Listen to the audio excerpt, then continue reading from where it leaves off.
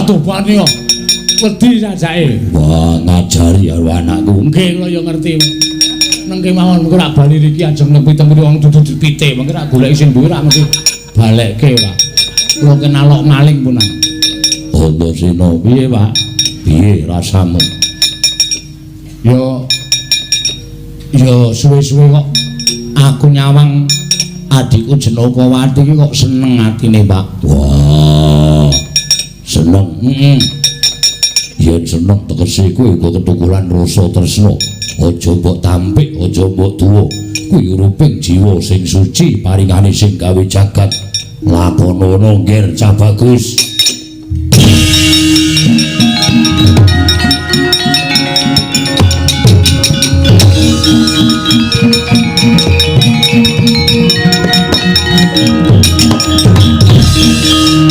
Janaka kula maringan dawuh Kakang.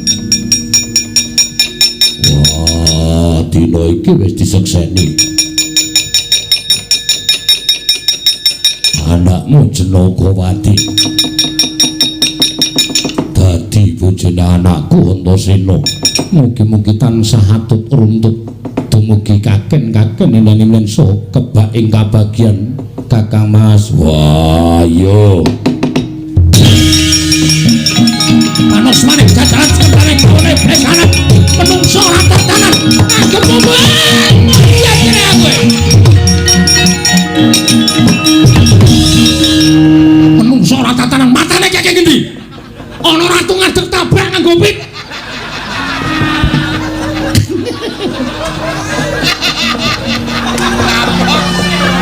Mutar Gong dalem wong nek tumindake salah iki ngono kuwi. Kowe aja-aja Indra Antasena kok ngomong kaya ngono ae. Terus kowe arep mlayu saka kasunyatan nyaut pite wong kok go pit kok iso nabrak. Aku iki ngematke kowe noleh memburi ta, Tru? Ora ngerti nek Ndara kula diwali ning ngarepku grubyak. Menungso aku ora tuh tabrak go pit. Ya ngapunten mboten ngerti. Mboten sengaja, ora sengaja. Bane mlebu tengah-tengah sikil. Macekluk kena lampu. Edian. Nganti mules aku le ngambek. mbok sesuk meneh ora aneh-aneh. Lha niku ngapunten. Nanti kok ngijoli sing bebit. Rodane dekok e. Lho kok dekok Anu apa pelek? Ah rusak ora karo-karoan iki. Wis nek ae arep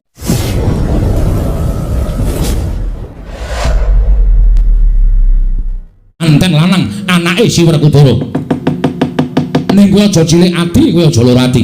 Iki bakal dibudidaya supaya kowe kelakon dhawuh karo anake Janaka ya kuwi ingkang pewangi Dewi Jenakawati. Aduh. Matur nuwun. Dados niki kula tetep ajeng didhawuhke kalih Jenakawati. Yo. Sinten sing tanggung jawab? Oh, Lesmana. Janaka kuwi putune mbahmu Sakalima. Janaka kuwi siswaku. Janaka kuwi muridku. Nek nganti Janaka ora menehake anake sing jeneng Jenakawati, ya apa kelakon ngelmu-ngelmune Janaka tak jaluk kabeh. Tak jaluk bali ning Sakalima. Janaka dadi wong ora digdaya, Janaka dadi wong ora sekti. Mesti wae kanthi pawadan kaya mengkono mau, Janaka luwih abot ngelmune lan ngentengake anake didhawuh karo kowe Lesmana. La dalah cendol dawet cendol. Seneng atimu. Bunga 500-an. Yo. Yen ngono kuwi bakal kelakon jauh. Aduh Rama tak kintang-kintang Tung. Iki mangsaku kahanan kaya tekan dindi to. Menawanipun, Ger, menawanipun. Menika lho cendol dawet menika lho. Mandura ya ngono, Pragata menika sanika nek matur ya ngono kuwi. Koko Prabu cendol dawet jeneng. Kaya arep tak tapu-tapu cangkeme. Ning bab kaya ngono kok nyebar tekan ngendi-endi. Menika lagi spiral. Viral, inggih viral. Matur nuwun Rama. Yo. Dene panjenengan Rama sampun kemareng udaneni dhateng panyuwun kuwa. Yang apa? Matur nuwun nggih Yang. Wis aja kuwatir. Janaka mesti luluh. Janaka mesti kalah karo Begawan Durna. Siwa Mandura kula ngaturaken panuwun. Ya, Lesmana. Dene paduka sampun mudaneni panyuwun kula. Ya Lesmana tiba sepadha-padha dadi kewajibanku. Inggih, Rama. Nggih. Benjang nek kula kelakon daup. Ya. Remen-remen nggih Rama. Ya aja kuwatir, aja metuk enteke brana picis prabiya pira wae bakal tak paringke kanggo kowe rupian-rupian. Inggih. Karepmu ngopo? Pokoke sedaya kesenian Ngastina dipun tanggap. Ya. Kalih mbleh Sengkuni. Aduh, aku ki salah apa to ya? Ning boten sanding do ora doyan iwake. Ya. Mangke kula ngagem busana basan. Ya sakarmu.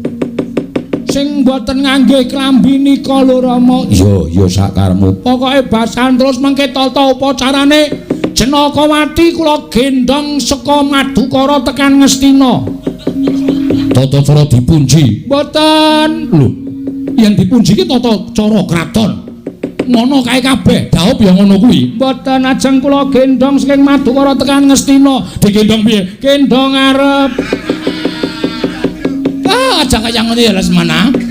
Omonganmu kok saya gladrah. Pokokipun kula nyuwun supados kula dipun dandosi basan. Nanging nuwun sewu, apa wangun? Panjenengan menika rada lemu kok didandani basan menika napa mboten wetenge mblegendung. Sampeyan nyindir mantene lanang gitu. Ampun kaya ngoten man. Sing sopan. Merasa penak cangkem sampeyan dhewe. Ora omong. Baliyo marang Saruja Binangun dandana cara pinanganten. Nun inggih. Diombyong sowan ana ing Madukara. Nyuwun pamit, nyuwun tambahing pangestu Rama. Sing ati-ati. Eyang Pate nyuwun pangapunten sedaya menika namung kandhek wonten gegojekan. Ih, mboten napa-napa. Kula nyuwun pamit nggih, Yang. Nggih. Paman-paman Kurawa diketapake. Nggih. Ken ngombyong laku kula le arep lakon dadi manten nek sagedhakan iki mboten ajeng gagal. Nggih Rama nggih.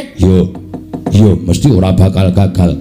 Amargi paman Janaka ajre kalian Eyang Durna anake diwenehke kula. Iya kuwi sing dadi rancangane kaya ngono. Waduh, wa. Kula nyuwun pamit. Yo. Kanjeng Wa Mandura sampun kondur wonten ing Mandura ngombyong langempah kula. Yo. Menawi panjenengan rawuh wonten Madukara, paman Janaka tertentu ajre saya klakon yen kula jawab kalih Janakawati. Yo, aja kuwatir. Eyang Durna piye? Panjenengan tetep kudu ngiri godha kalih paman Janaka. Panjenengan paring dawuh nek ora diwenehake Janakawati ngelmu-ngelmune dijaluk. Ngoten nggih, Yang? Heeh, aja kuwatir. Ora usah tok dikte aku wong tuwa. Nggih, ngestaken dawuh. Sampun sedayanipun dipun sekecaken anggenipun sami lelenggan. Kula nyuwun pamit Rama dandan cara pinanganten. Yo. Aja kaya bocah cilik. Nun inggih, pareng. Sing ati-ati. Aja kaya bocah cilik, Lesmana. Inggih. Dados kula niki kudu wangsul teng Saroja Binangun. Yo. Dandan cara pinanganten. Yo. Nah ingatan kula nyuwun pamit wa Eyang sedayanipun dipun sekecaken anggenipun lenggah. Yo, Lesmana mantra ngoro. Utampi dawah sami-sami paman. Mbok menawi wonten rembak ing nedya dipun aturaken dening kadang kula Taruna. Mugi parenga paman anyekecakaken anggenipun lenggah. Menawi sampun boten kirang prayogi biswanipun ing paman pun pancak ngono. Adikku bocah bagus. Sombo Padhararja sapraptanira ana ing negara Raju Trisna, Yayi. Nunamit pasang Kalimantabi tinebene radone Demawahing Tawang Tuwang. Kakang Mas Koko Prabu Setija Bumanara Kasela. Kula ngaturaken sembah pangabekti kula kunjuk. Ya tak tampa gawe gedhe penggalipun Kakang ora liwat pangestunipun Kakang Tampanana. Kula pun digejimat aripe dayan ana ing kasantosan. Sombo. Ana wigati apa teka janur gunung. Sira Yayi sowan ana ngersaningipun Kakang yen pancen ana wigati murudyake matur marang pun Kakang. Aja nganti ana rasa tidha-tidha. Murudyake matur marang kadangmu Werda Intraju Trisna. Nun sewu estunipun sowan kula menika namung badhe nyuntak dhateng pangunek-unek ing raos kula. Pangunek-unek bab kepiye? Nun sewu. Wale-wale menapa Kakang Mas? Estunipun anggen kula perkawis anggen kula badhe aturaken paduka Kakang Mas menika. Kula sampun boten wantun matur dhateng ngersanipun Kanjeng Rama Prabu. Gusti to. Perlune apa lan wigatine apa dene sira matur ing kaya mangkono? Wale-wale menapa? Estunipun kula menika nampi sasmitaning dewa ingkang jumbuh kalian manah kula. Sasmitaning dewa ingkang jumbuh kelawan penggali ing siadi bab perkara sing kepiye? Kula menika sampun dungkap dewasa. Mongko rencang-rencang sabaraan kula menika sampun nambut silaning agrami.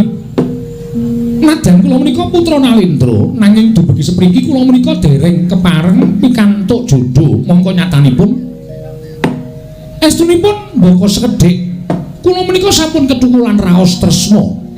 Wiwit nalika semanten kula sowan Kanjeng Paman Arjuna ing Madukara, tumunten kula pinanggih kan kadang kula pun Yayi Janakawati. Wonten ing mriku mbok menawi sampun kepareng ing Jawata wonten thukuling raos tresna ingkang mapan wonten telenging manahipun ingkang rayipun Samba. Tumunten dinten sakmangke raos menika saya ngrembaka saya ageng wekasan anyurung dhateng tekad kula supados kula menika wantun munjuk atur nesa paduka Kakang Mas. Sabanjure nggih sowan kula wonten ing Raju Trisna menika mboten sanes kejawi namung nyuwun senjata pitulung dhateng jengandika Kakang Mas Tija Boma Narakasura wonten sukarelaning penggalih amakili dhateng tiyang sepuh kula lan panjenengan inggih menika Kanjeng Rama Prabu Indrawati sowan Kanjeng Paman Arjuna ing Madukara. Mugi kepareng paduka Kakang Mas Setija nglamaraken dhateng ingkang putrayipun Samba sageta sakmangke kula sambet gegandhengan kanca kaliyan pun Yayi Janakawati ing Madukara Kakang Mas Samba. Wong timbalan ngadhawuh. Rumangsa kodhong penggalihipun Kakang. Lamun pun Kakang nyembadanipun kang dadi pamutayadi kula nang parang Garuda, aku mesti dianggep luput dening Kanjeng Rama Ndrawati. Ing atase sira siadilan pun Kakang pinutrakake dening Nalendra Indrawati teka siadi duwe gegayuhan tanpa taren kelawan wong tuwa. Sinunggu Setija nglangkai marang Purbawasisaning Nalendra Indrawati. Kakang Mas, dhateng sinten malih cobi kula badhe ngaturaken menapa ingkang kula raosaken kejawi namung paduka Kakang Mas Tija. Menawi ngantos kula menika mangke matur dhateng Kanjeng Rama inggih menawi Kanjeng Rama menika mangke nampi dhateng aturipun ingkang rayipun Samba nanging menawi boten rak malah kula kewirangan agengipun nampi duka saking Kanjeng Rama Indrawati. Mula dinten sakmangke menawi Kakang Mas Tija kersa lan wonten danganing penggalih mugi monggo kula aturi ngamjong lampahipun ingkang Samba sowan dhateng Paman Janaka wonten ing Madukara. Sakmangke jengandika ingkang kinarya suli ing tiyang sepuh kula supados saged kasembatan panjangkanipun ingkang rayipun Wisnu Brata. Paman Pantadono wonten dawuh nggih.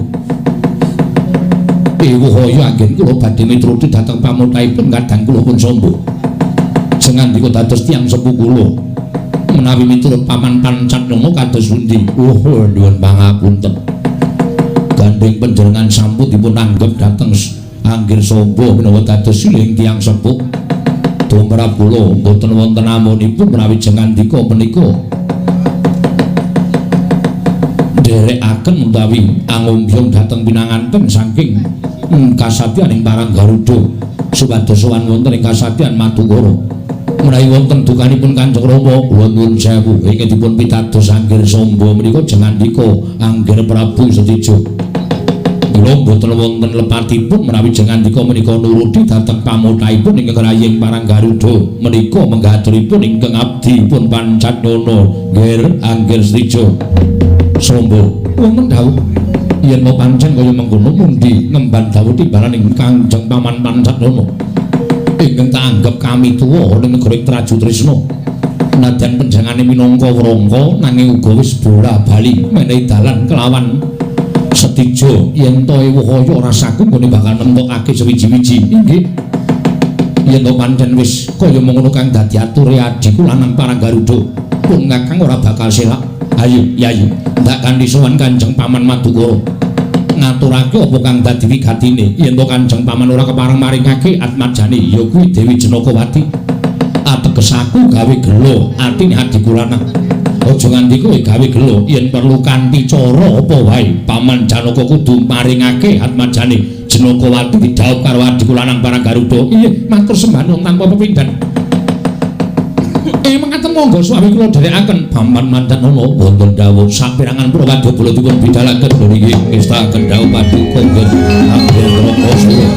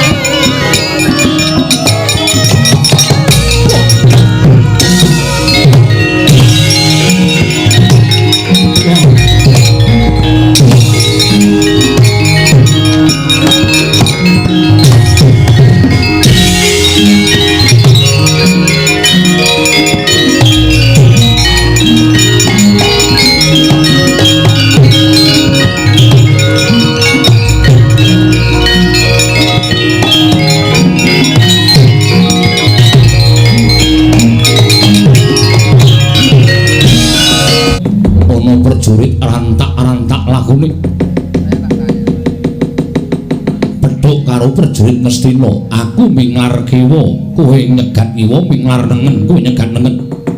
Aja mati tanparan prajurit saka endi? Ditempungake wae prajurit saka Traju Tresna. Andaning Sang Nata Prabu Setijo Bama Narakasura. Aku tumenggung Prawara Kendra, ya dasar kepara nyata ora ndodhok ning ngarepe Pangeran Pati. Celandaan iki Kartomarma Kadanata Ngastina. Lakune dampyak prajurit ngirit calon temanten lanang saka negara Ngastina. Ya kuwi anakku Lesmana Mandra Kumaring yang bakal dhaup karo putri Madukara Dewi Jenakawati. Lho, kosek monggo sedyaning Kanjeng Sinuhun Prabu Setijaga nglarapake kadange taruna Raden Samba Wisnu Brata kene bakal sowan ing kasatyan Madukara nedya dhaup kalawan Jenakawati. Aja gawar ngawur. Jenakawati bakal minangka garwa dening Anggir Lesmana Mandra Kumara. Sing ngawur kuwi wong Astina. Cetha yen to Raden Samba sambat kelawan kadange sepuh mung kepengin dhaup karo Dewi Jenakawati. Mula wektu dina iki tak jaluk kanthi banget Raden Kartomarma. Ora usah ndadak kowe ngarepake manten lanang saka negara Astina. Bali iki Dewi Jenakawati bakal didhaup dening Raden Samba. Sing kudu bali kuwi prajurit saka Surateleng saka Traju Tresna. Kowe sing kudu bali yen ngono apa perlu aku ingkang balekake kelawan kowe. Lho, ngajak Sulaya apa babamu? Wong Astina ora bakal wedi karo wong Trajutrisna. Yen pancen kaya mengkono, ayo saiki dicoba sapa sing unggul perjurite kuwi ingkang bakal mengku garwa sarta mboyong marang Dewi Janakawati. Ora lang tak kedhepake tebak dadamu ne marganing patimu sing ana prapting lalis Raden Kartowarma.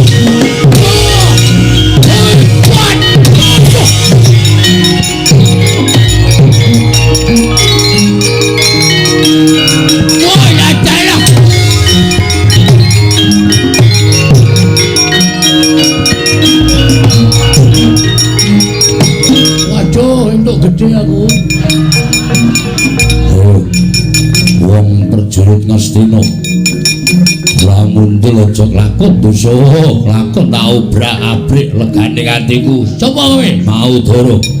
Mau doro. Mau tidak mau tetap doro. Mati dicecak cidul megati. Gimana? Modal kowe.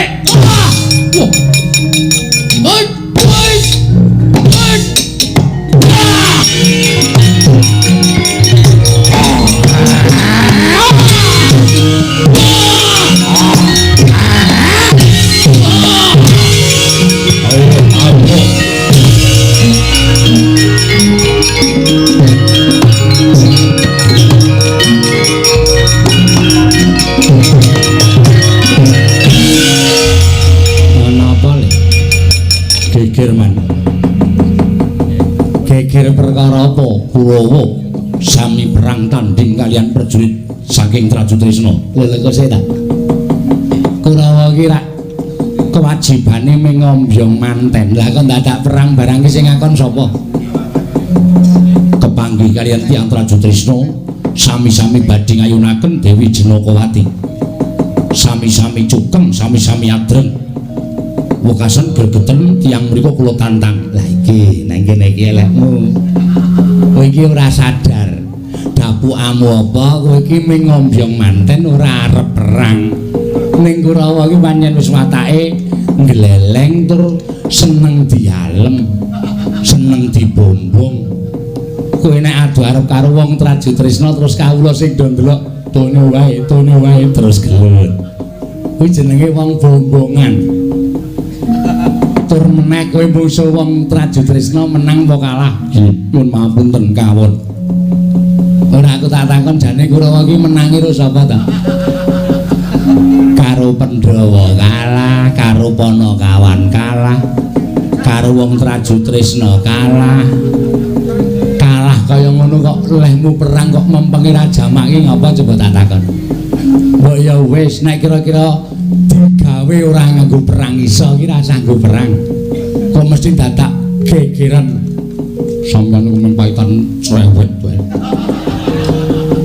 Kene wis lara malah direjang sampe nek jeneng lara niku ditulung napa pripun kok malah omong wae. Anak Prabu Baladewa prajurit saking negari Ngastina kepapak prajurit saking Trajutrisna. Lho. Sinten, Man? Monggo kula aturi nak yen aker piyambak. Wah, la dalah kula aturi piyambak kula sana kula tantangane dewa.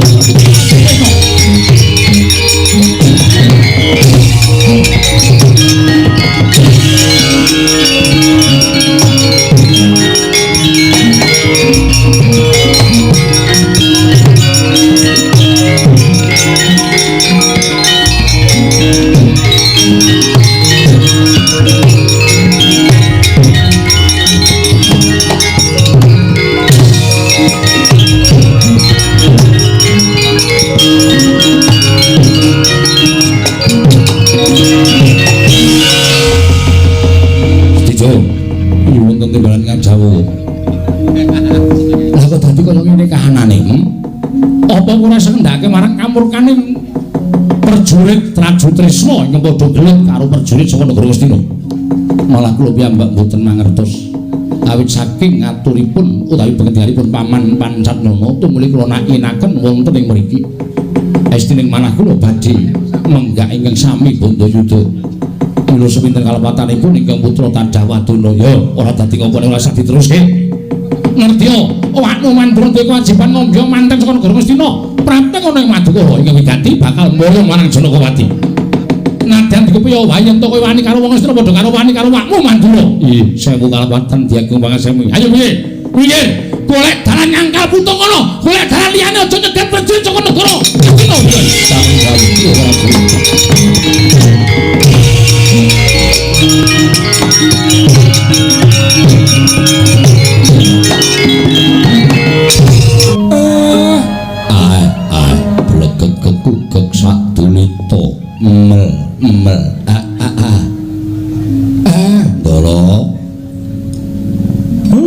Nuwun sewu kula suwan wonten ing kasatriyan Jodipati miturut kabar sing kula tampa Den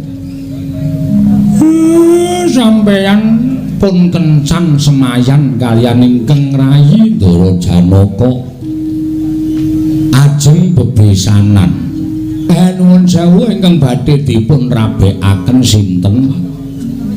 Ingkang badhe dipun wiwaha menika ingkang putra Ndara Antaja, Ndara Gatotkaca napa Ndara Antasena? Ndara kula nyadong dawuh.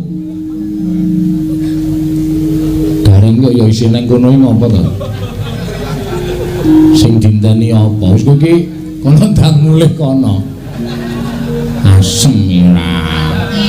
Tak kira nek isih nganggo gara-gara iki was jinyik nang kene bul. Wis ora kanggo. Sura sang nganggo gareng kae, gareng kowe wis cukup. Ha iya. Lah ya mau ki ngabari ta ya, Tru. Iki sih kanggo apa ora Diwasu tutut bul bareng mlebu patet songo terus Ndara Werkudara rawuh. Nek sire ya arep nganggo goro-goroane Ndara Werkudara rawuh ki mengko nek Ndara Werkudara ki wiyane kau. Nek awake dhewe guceh, awake dhewe seneng-seneng. Wah, pono kawan Duranti utek. Bendarane Sungkowo malah tetembangan jlen mudhar kabeh. Ning nuruti kowe. Ya wis ora apa-apa. Ajare Ndara Werkudara arep kagungan hajat. Ning embu mula bapak iki nanjihke sing arep dirapekke iki Ndara Antarja, Ndara Gatotkaca apa Ndara Antasena. Nek Ndara Antarja kuwi ya wis kagungan garwa, Ndara Gatotkaca ya wis kagungan garwa. Lah iki incengane mesti Ndara Antasena.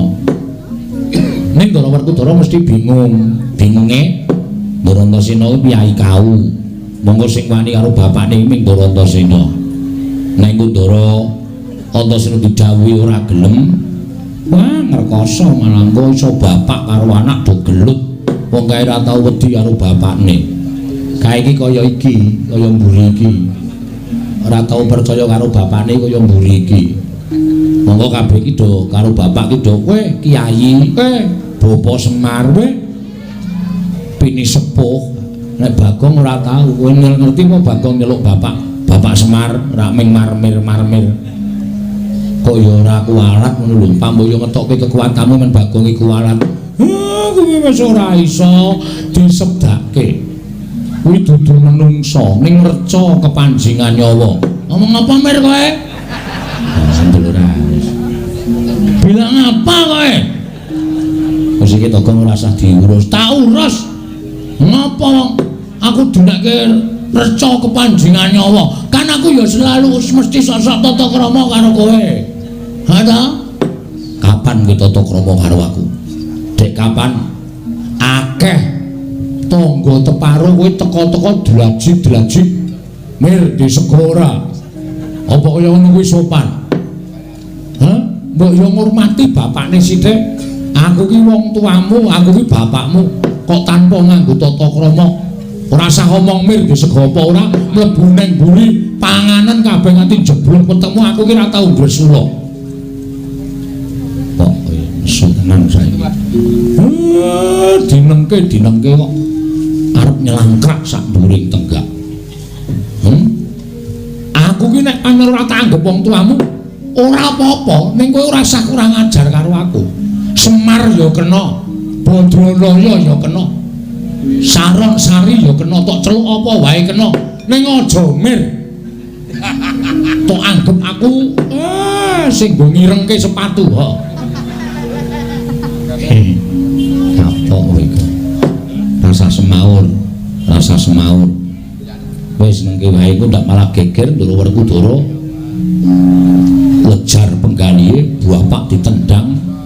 Aku ditendang, kowe ditendang, Garing ditendang malah ngrekoso. Wah, itu balik isih marmir-marmir celana. Ora tak anggap anakku.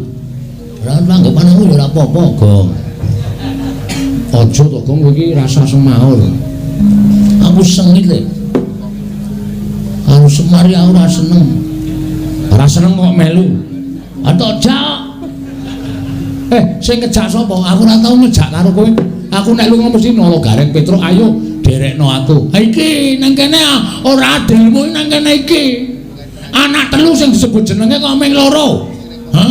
Tegese kowe wis ora nganak-anakke aku. Kowe nguwalonke aku, Mir. Ayo. Semar, Semir. Semar, Mir. Semir. Boyo liyane Semar Badranaya. Mah, aku seneng Semar. Semar ngono kuwi apik kok. Rasa ndak dadi piyek-piyekne. Pake Ndara Werkudara kuwi dilipur, sajake kok Sungkowo. Wah. Lipur Ndara Werkudara iki arep nganggo apa? Panjenengane ora tau seneng-seneng, panjenengane ora tau rupian-rupian. Mengko nek malah kleru. Bagong kuwi sing biasane sok wani karo Ndara-ndara. Kene. Kaya ngono kok. Pamomong. Kaya ngono kok. Apa sih? Sing tukang ngayomi. Lah mung ngayomi nek ditakon. Nek ana kanan kaya ngene iki sapa sing tanggung jawab? Ming aku ta. Mundur. Mundur. Bapak iki diketak Bagong ya wedi. Mangsane ora. Arep apa, Gong? Menengo rasa cerewet. Ki bagi aku ki lho kok. Malang kerik barang. Menengo to. Gus. Wah, didudak ndasmu modar kowe ora. Gus. Kula tak takon, saniki kula tak takon. Sakabehing masalah, sakabehing perkara niku nuwun sewu, apa ming rampung dienggo meneng? Heeh. Dienggo sungkawa, dienggo sedih. Apa? Kapokmu kapan kowe? Iki apa sing marahi? Watuk kok sing marahi aku? Mangkel aku. Apa mung cukup dienggo sungkawa, apa mung cukup dienggo sedih kula tak takon. Kabeh iki ora cukup dienggo sungkawa, kabeh ora cukup dienggo sedih. Panjenengan ajeng ngrabekke atmaja panjenengan. Iki menika setunggaling antaraning tiga. Ndara Wangsareja, Antarja, Ndara Gatotkaca karo Ndara Antasena. Sampeyan wis dadi wong tuwa tenan, tegese putra loro wis rabi, kari siji dirabekke wis mentas. Terus saiki aku tak takon karo sampeyan, sedih niku sing disedhi apa? Hah? Arepe wo? Apa piye? Ora diragat. Ya ngono ha. Sampeyan iku satriya lho. Nek carane mung meneng bae ngene iki nyepelekke karo Panakawan. Umure tuwa Panakawan tinimbale sampeyan. Panakawan wis do tekan kene, Semar wis mblegek-gugek sadulita lit. Kok sampeyan isih meneng mawon, Gareng disepelekke, Petro disepelekke. Ape meneh ngono kuwi? Bagong aja kurang ajar. Aku kok sik deg-degan. Ngono ndaramu nesu piye? Rasa cerewet ngono wae. Hah? Ape ngono kuwi? Ya wis, nek rumah ape menengo terus. Rasa omongan. Rasa nganggep iki wong. Dianggep bae iki patung. Sing ora iso dijak guneman. Ngopo yang Satriya Digdaya Sekti Mandrakuna Jayang Palugon komen perkara ngrabekke anake kok susah, sedih. Ora jumbo karo kahanan. Ngerti ora rene aku nek carane kaya ngene. Mbok dolan nang pasar malah entuk kanca pirang-pirang rene dibot-boti kok men dinengke wae sapenake dhewe. Ora ana wong dikepruk ndase. Deloken wae nek ora percaya. Aku malah teratapan njogo kuwi ngono kuwi. Rasa gila. Gunane apa dhewe wedi nek dinengke ngene iki?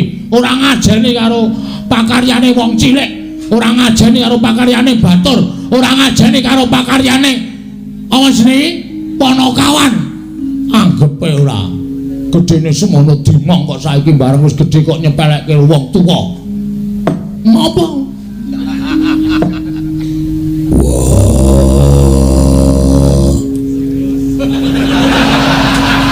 Apa kok mundur ngopo? Ayo maju. Kok tak keplak ndasmu lho, Tru.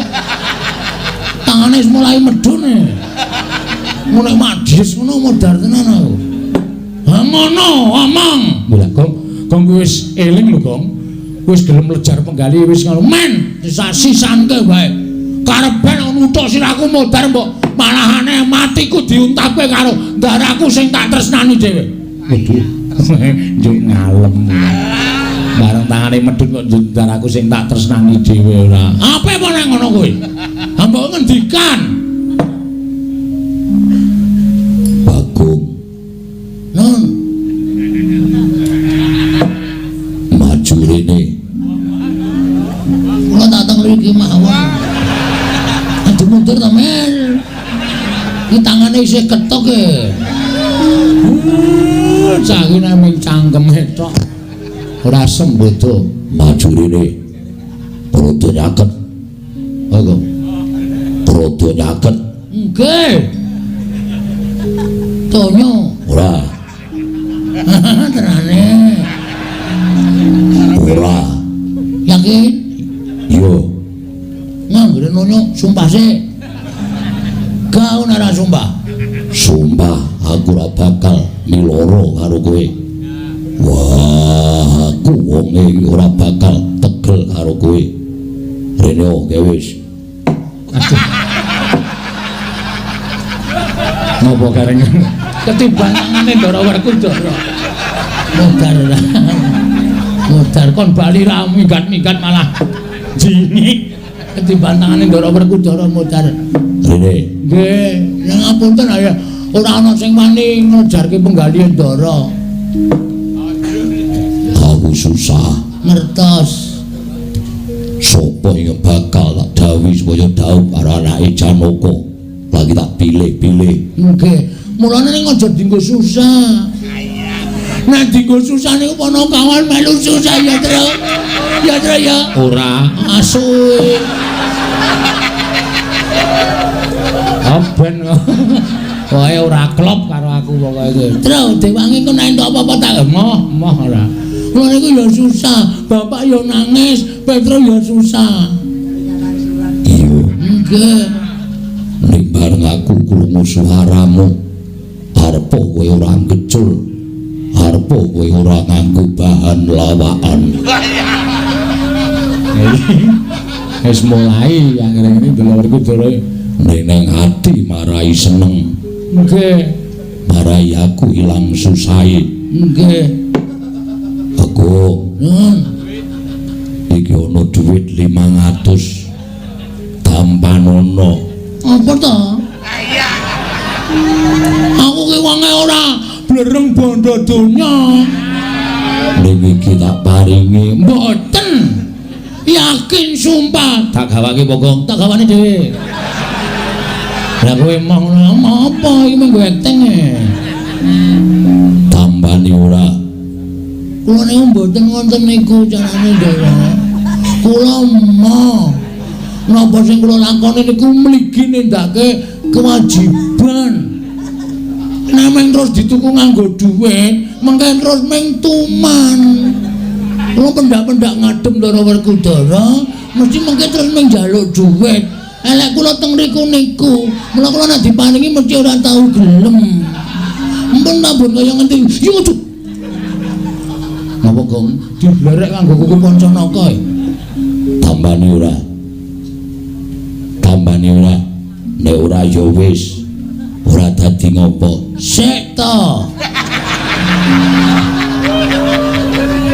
Sampeyan ya tegel ora ngekeke tenan. Wah. Weh. Aduh. Tru. Dasku Tru. Lah piye? Tukono counterfeit. Oh iya. Sing dingin ya Tru larang kae Gong. Terus aku to, ora masalah. Oh iya semua jan malah Ndara iki ngeplak Bagong barang ndak golek counterfeit-nya wis cekelnya. Tuliske. Tuliske Tru. Iya. Semi delok. Iki Ngandel ora. Kowe iki mesti ngono kuwi ya, Tru. Counterpane. Iki rak tulisane oleskan sebelum dipakai. Ki nek nganti bumbunanku mencelat ngono. Antel sirahmu. Anane salep iki ya iki ora. Gal.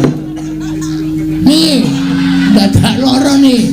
yo tambani. Lho, pinten? 500. Berarti 650. Salepe 150 Wah, caedan. Jaluk imbuh kok werna-werna. Didum sing adil. Karo dulur-dulure bapakmu iki wenehi. Mel. Kentuk Den Skandara 75. Bagong kuwi wong kene kono iki Semar iki dianggep budhek apa piye? Wis ben. dosane men disandang. Tak sandange. Men dosa ya. Kulino aku men. Piye terus piye? 75. Kowe kan ngegake kowe selawe ditumpung 3. Yo. Ya wis tak trimo ya, Gong. Heeh. Reng, njaluk ora? Njalukno. Oh, tombo sirah ketiban tangane Ndara. Petro iki eneng dhuwit 5.000. Lah turun ngene kok. Mulane anake ya kaya ngono kelakuane. Tambani. Ayo tambani. Sah. Mau ditumpung 2. Njaluk ora reng, njalukno. Ki ono dik 1000. Wis terserah sak paringmu. Wah, gari dhewe iki wis. Lho, kok nggawa 2 500-an lur. Oh iya wis. Es njaluk dhewe ya. Dara. Oh. Bagong diparingi kok kula mboten ta Dara, panjenengan kok pilih kasih. Wah. Kare wonten dawuh. Aku gelem menehi kowe dhuwit luwih saka Bagong. Nggih. Wah, ning matamu gantinen sik. Diganti napa? Ganti neker. Kelereng.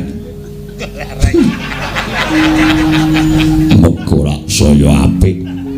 Apa wene ana rating Honda 70. Sing ngomong Bagong. Sing muni rating cangkemmu ha.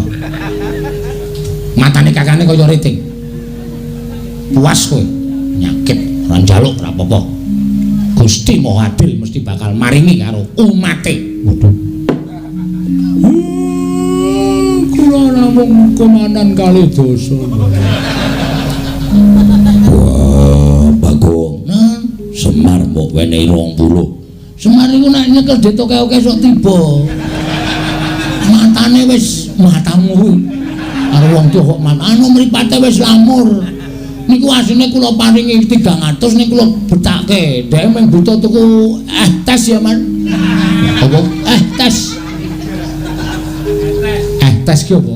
Iki lho sing wedang diwiasi lho. Tes dungkun mlocot. Niku kula kaki 20 men iso tanduk ping 4. Ya, Mas ya. Mengko kula kaki 300. Mar. Mengko nek Bagong goro. Waduh karo aku.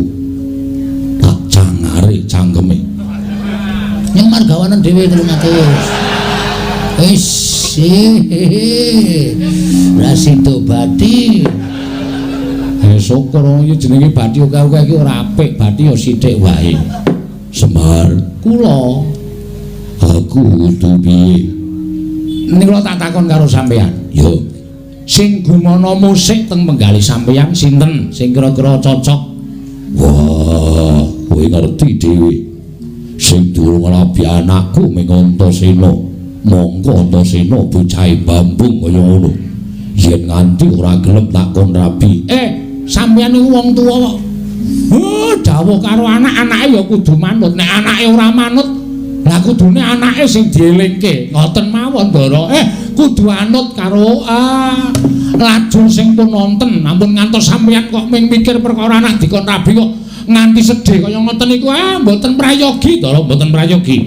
Dereng pantur dawuh sami Balacana. Kasaru katrenjo. Suwanipun ngemputra ketiga Raden Anaja Raden Gatotkaca Sumangga Raden Antasena diprojok tanpa harapan kagem Sang Werku Bala Para Kyai ingkang putra ing pringgondanipun ngaturaken sembah pangabekti kula kunjuk para Kyai. Para Kyai kula ngaturaken sembah pangabekti kula kunjuk ingkang putra pun Hanantarja. Aku katur sembahku katur ya, Pak. Wah, Gatot Antarja tak tampa, Antasena cah bagus tak tampa. Wonten paridamel menapa? Wekdal ingkang sampun dipun janjekaken dening Kanjeng Rama Kyai. Ingkang putra ketiga supados sowan ngersa paduka Kanjeng Rama Kyai keparenga inggalih paring dawuh wonten wigatos ing kados pundi? Gatot wonten timbalan. Wektu saya nyaketi dene Rama Awakmu ing Jodipati bakal duwe gawe ngemagepokan karo pamanmu Madukara. Lajeng kepareng Paduka dina samengko wis antuk trontong-trontong sulaing pepadang. Sapa ingkang bakal ndak pilih? Sapa ingkang bakal ndak dawuhi nuruti marang karepe wong gerang kaya bapakmu Jodipati? Lajeng kepareng Paduka Rama Kyai Antasena. Piye, Pak? Maju kene. Eneng apa to? Antasena. Piye, Pak? Maju rene. Maju rene. Maju, Den, maju. Dawuhi bapak kami jangan ampun kuwatir. Maju mawon.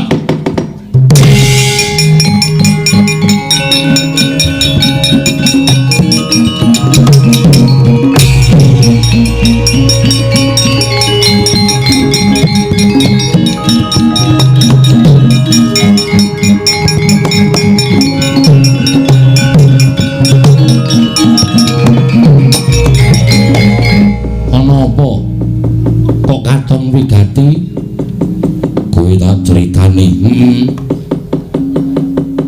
Aku tau tate kencan semayan karo Janaka. Kowe ngerti anake pamanmu Madukara? Ya kuwi anakku Janakawati. Ha. Kersane Bapak kencan semayanku karo pamanmu Madukara. Sesuk upama bocah wis padha dewasa bakal sesambungan nraketake paseduluran, nraketake daging sing renggang, nuntungke balung sing pisah. Janakawati bakal tak pek mantu. Terus monggo iki mau aku bingung sapa ingkang bakal dadi manten lanang. Wah, bareng bapakmu sawetara nglakoni tapa meneng nentremke kelawan ati Antasena, ora ana liya sing tak pilih dadi manten lanang. Daup karo Janakawati ya mengko inggir cah bagus turutana karepe wong tuwa.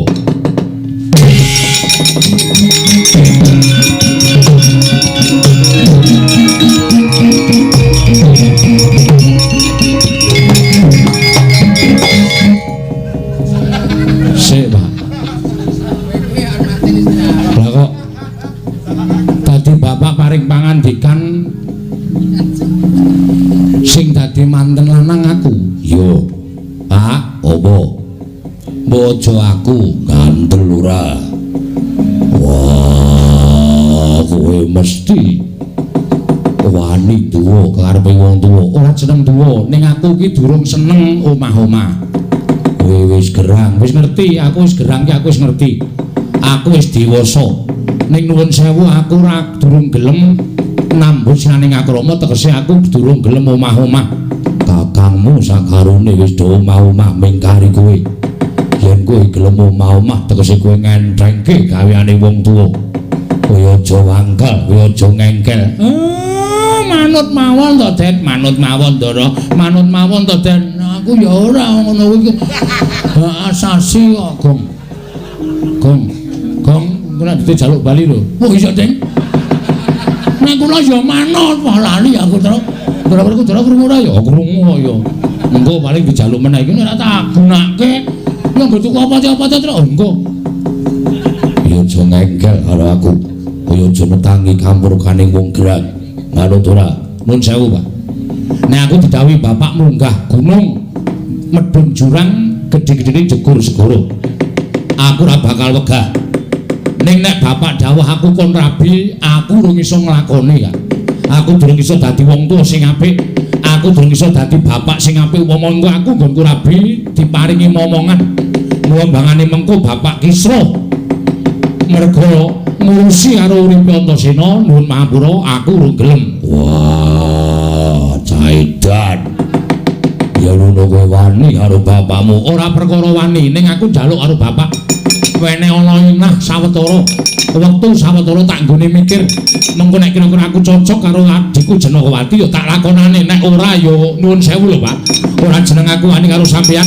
Nek ora ya nuwun sewu aja gero penggalih bapak, aku ora iso nglakoni. Wah, edan.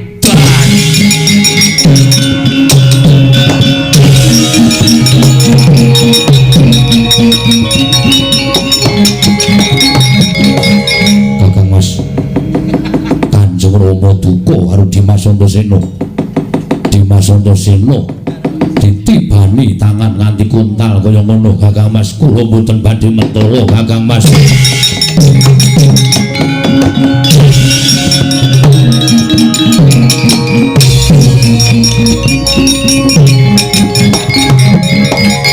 Tak bedhek ket mau. Mergo sing wani iki mung Ndara Antasena ngandel ora. Barang dijawi kon rabi, Ndara Antasena ora gelem. Wah. Antasena aja malu nyendulane rembuge wong gerang. Pak, aku nek tok jawi munggah gunung jedur segura aku gelem. Nek kon rabi kusik Pak tak itu ngisik. Wah, caidan. Ngono mau ya Trek ya. Aku ya weruh kok. Ha iya. Asem tenan. Wis biasane do gelut ki. Ha iya aku ya nganti gumun. Ndara Antasena ki lho mesti wani karo bapakne. Heeh. Begitu Ndara Werkudara. Wah. Antasena. Kowe gelem rabi apa ora? Wah aku nek ora nyedak ndono. Caitan.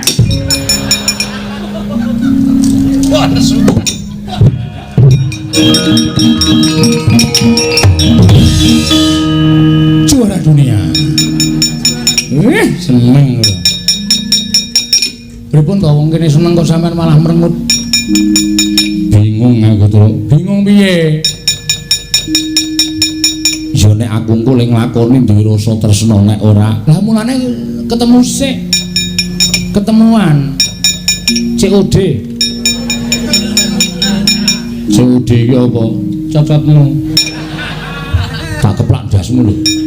Ha lho ya ora dong do muni COD ngono lho. Lah niku ora dong. Wah, selamat. Aduh. Arep rabi. Iya kok. Heeh.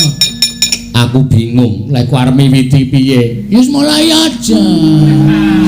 Mengalir. Lho ditotke perasaane, mboten sak bingung-bingung. Ngono kuwi iki mengke wiwit dhewe kok ya, Truk. Mbuh. Aku tak ro gareng kowe. Lah apa? Ora tau kompak karo kowe. Aku iki ngomong-ngomong ora jelas kok. Pon, pokoke anggere sampean mengke ketemu kali Jenakawati, terus sampean ngomong piye engko aku dikandani. Walah, dadak ngene. Jen, utawa Dik. Muni dik. Heeh. Nek ana ukara sing luwih apik. Yang ngono. Yang. Heeh. Yang aku padamu. Yang aku padamu. Aku padamu. Ora Jenakawati mesem berarti gayung bersambut. Oh iya. Nek ora mesem berarti yo kata-kata lainnya. Kata-kata liyane piye? Aku tresna karo kowe. Aku tresna karo kowe. Aku tresna karo kowe. Mengko nek Jenakawati nampa omonganku, guyu, wes. Langsung dijegal. Lho. Iki nopo to iki, Cang? Aku kesuweni males ya aku. Apa butuhe cak-cek ngono langsung gleleng. Yo, aku manut kowe karo kowe ya kok. Wis aku kuwatir. Kata-kataku deleng-eleng. Yo. Aku padamu. Sing kedua, aku tresna kowe. Aku tresna kowe Jenakawati tambahi jenenge. Aku tresna kowe Jenakawati. Kowe gelem ra rabi karo aku. Kowe gelem ra rabi karo aku. Deleng-eleng lho. Yo. Nek kowe ora gelem rabi karo aku, sing arep rabi karo kowe, Bapak. Nek aku ora gelem rabi karo aku, sing arep rabi karo kowe, Bapak. Wis ngono kuwi kok. Kuwi sing arep gawe masalah wae. Meneng aja Truk iki nggo ndadawake wektu ya. Nek ngomong ning ngono kuwi. Aku padamu. Kedua, aku tresna karo kowe. Ketiga, nek kowe ora gelem rabi karo aku, sing rabi kowe, Bapak. Telung ukara kuwi ya kok. Heeh, nek ana guyu berarti wis siap rabi. Yo.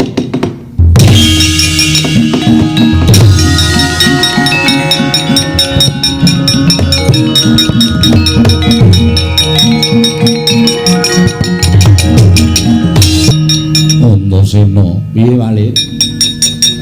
Iki anakku anakku Janakawati surak mawurahan ingkang bisa unggul ana ing sayembara perang mung anakku Antasena.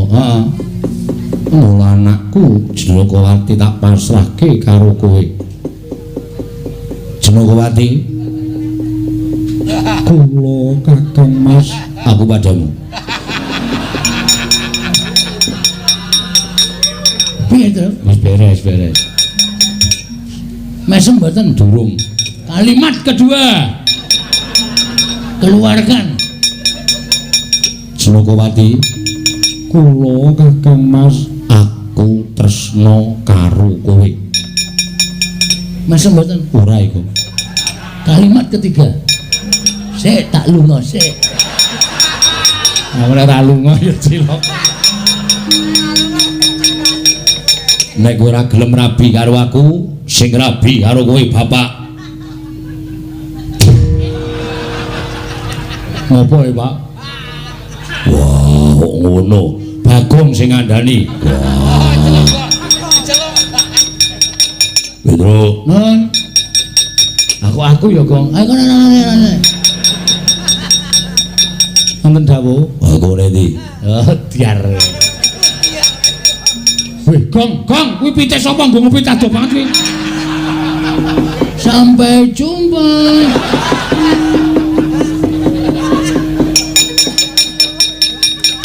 Bagong ngopi tado banget yo. Wedi sajake. Wah, ngajari karo anakku. Nggih, kula yo ngerti.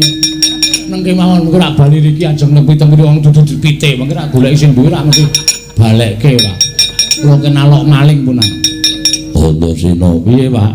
Piye rasamu?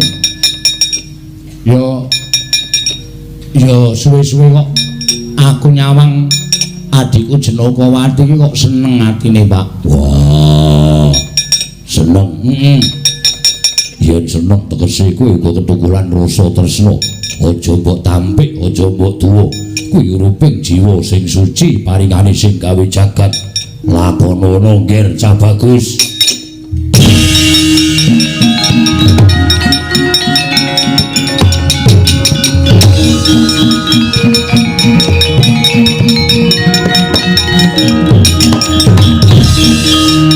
Janaka kula maring dawuh Kakang. Wah, dina iki wis disekseni.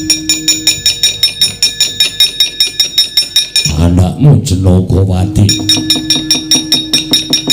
dadi bojone anakku Antasena. Mugi-mugi tansah atut runtut dumugi kaken-kaken enen-enen so kebak ing kabagyan Kakang Mas. Wah, yo. Manos maning jajaran separe kone blesanan menungso ora tatanan anggep kowe iya kene aku menungso ora tatanan matane kaya ngendi ana ratu ngadeg tabrak nganggo pit